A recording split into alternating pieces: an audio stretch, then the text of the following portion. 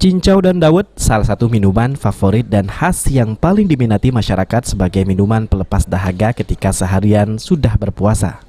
Namun, dampak dari mewabahnya virus corona atau COVID-19 yang saat ini masih merebak, membuat masyarakat mengikuti anjuran pemerintah untuk mengurangi aktivitas di luar rumah dan tetap menjaga jarak dan menghindari keramaian.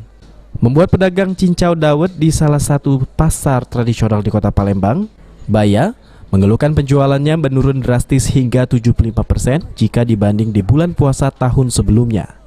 Dampak dari COVID-19 ini juga membuat harga cincau juga menjadi melonjak. Ya, omsetnya turun dari tahun-tahun yang sudah lewat. Mana biasanya dari tahun sudah lewat? Biasanya tahun yang lewat kan kayu 3-4 mobil sehari. Sekarang 1 mobil.